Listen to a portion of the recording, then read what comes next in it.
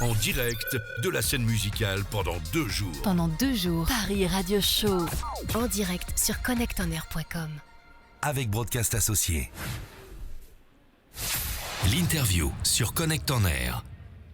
Retour ici sur le plateau du Paris Radio Show avec Alain Carré et son invité. Marc Brelot, bonjour. Bonjour.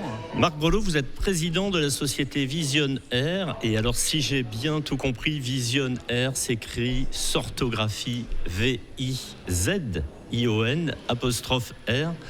Vision Air comme radio.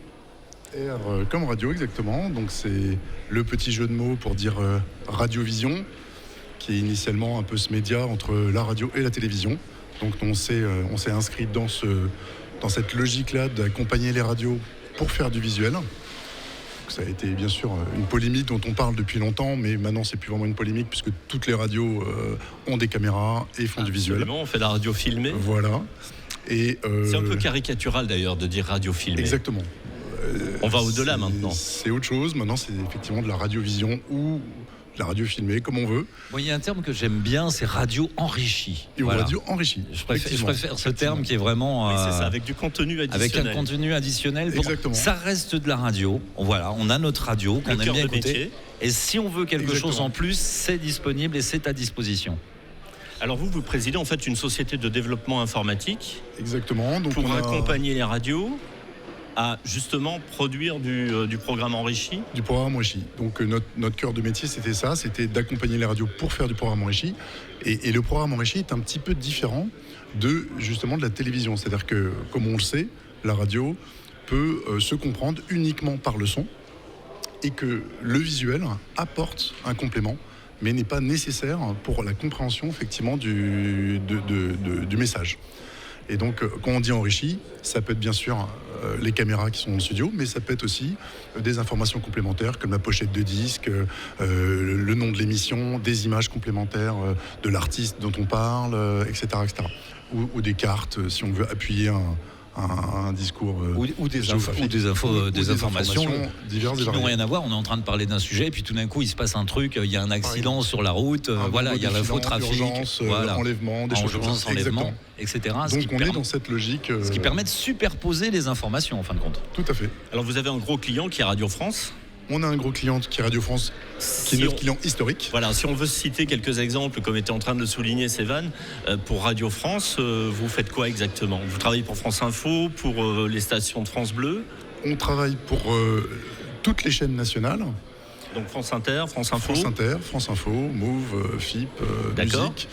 J'en oublie. Il y en a 6. Elles sont nombreuses. France Bleu Paris, donc 6 ou 7. Et il y a 44 radios France Bleu régionales. Et également, on leur fournit notre solution pour les accompagner à récupérer les flux qui sont captés dans les studios. Notamment les stations de France Bleu qui diffusent du matinal maintenant à la télévision. Voilà, à la radio et à la télé, il y en a quelques-unes. Et on les accompagne pour habiller ce flux. Et donc rajouter, comme on sait, le logo, l'heure, mais aussi les bandeaux défilants, le nom de l'artiste. Si l'invité ne veut pas être filmé, on met l'image de l'émission en mettant par exemple des formes d'ondes, etc. Donc on peut passer d'un mode télé à un mode radio, ce qui n'est pas effectivement le cas des solutions souvent uniquement télé qui ont absolument besoin de la vidéo. Donc voilà, donc cette solution radio, on l'a également finalement mis à disposition dans le monde de la télé et maintenant elle est utilisée aussi dans le monde de la télévision. Comme quoi des solutions radio peuvent être utilisées dans le monde de la télé alors qu'on aurait plutôt tendance à penser que c'est des solutions télé qui seraient utilisées pour les solutions radio, mais non. Donc là en fait ce que vous proposez c'est récupérer des images et ensuite les rediffuser avec du contenu additionnel quasiment en temps réel ou avec un léger décalage. Alors, vous utilisez une solution pour ça ? Deux modes d'utilisation. Il y a effectivement le mode d'utilisation en live, c'est-à-dire qu'on peut récupérer des flux du studio en direct. Bien sûr. Et de ce flux, on est capable de rajouter du contenu enrichi dessus et ensuite le distribuer aussi bien sur Internet qu'à d'autres acteurs comme France Télévisions ou à d'autres opérateurs. Et l'autre utilisation qu'on peut faire de notre solution, c'est complètement créer une chaîne avec des playlists Et ensuite, on joue ces playlists. Donc, la solution pour jouer ces playlists souvent est appelée un play-out.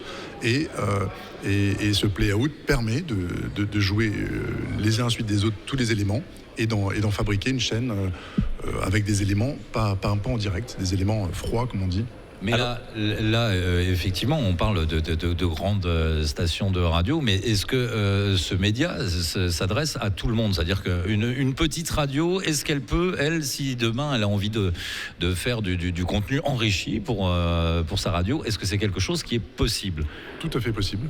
Tout à fait possible, bien sûr. C'est ce que vous allez vous efforcer de faire lors du Paris Radio Show, aller essayer de séduire de nouveaux potentiels clients ? Alors, nous, ce qu'on essaie de dire, c'est que pour pas mal de radios, la bonne stratégie pourrait être un petit peu comme ce que font les grandes chaînes comme BFM, c'est-à-dire de faire de la télévision et de la radio. Et donc, du coup, de produire une fois et d'aller diffuser sur différents canaux, radio et télé, mais sur le canal radio en gardant du visuel. Donc finalement, en faisant quelque chose de très télévisuel en radio, comme la télé, mais de faire des montages un peu différents parce que la logique radio est quand même différente. On en revient à l'omnicanal où effectivement on fabrique du contenu et ensuite on utilise toutes les sources possibles pour pouvoir le diffuser dans les meilleures conditions possibles. C'est l'idée, c'est de produire once et puis diffuser many. Ma dernière question, pardon, Sévan. Donc en fin de compte, chacun garde son métier, c'est-à-dire que l'animateur radio reste animateur radio et c'est votre métier, vous, de vous débrouiller pour que cette radio devienne quelque chose qui soit aussi visuel, qui soit aussi bien digeste pour l'animateur que pour la personne qui le regarde. Vous intervenez, en fin de compte, vous êtes le lien entre l'œil et l'oreille. C'est une belle conclusion, si on peut dire, ou une bonne définition de ce qu'on pourrait faire. Mais oui, c'est joli, j'accepte ce message. C'est cadeau, c'est cadeau. Je vous l'offre. Marc Brelot, vous avez une innovation particulière ou quelque chose sur lequel vous voulez mettre l'accent, que vous allez présenter lors de ce salon ? Alors, sur notre stand, on présente quelques parties de notre solution pour justement faire une démonstration de comment on crée une chaîne, comment on peut mettre en place un live à un moment donné, comment on revient sur du play-out classique, donc un peu ce passage de live à du play-out. Et l'innovation qu'on a mis en place depuis très longtemps, c'est que notre solution est entièrement dans le cloud, comme on dit. Donc il n'y a pas besoin de matériel, hardware à mettre en place dans la chaîne, dans les stations. Donc voilà. Marc Brelot, président de Visionnaire, merci d'être venu sur ce plateau ce matin. Merci bien. Et merci, on vous a entendu et grâce à vous, on vous a vu. Merci, on vous reverra très bientôt. Au revoir Marc. Au revoir. Paris Radio Show. Audio. Musique. Podcast.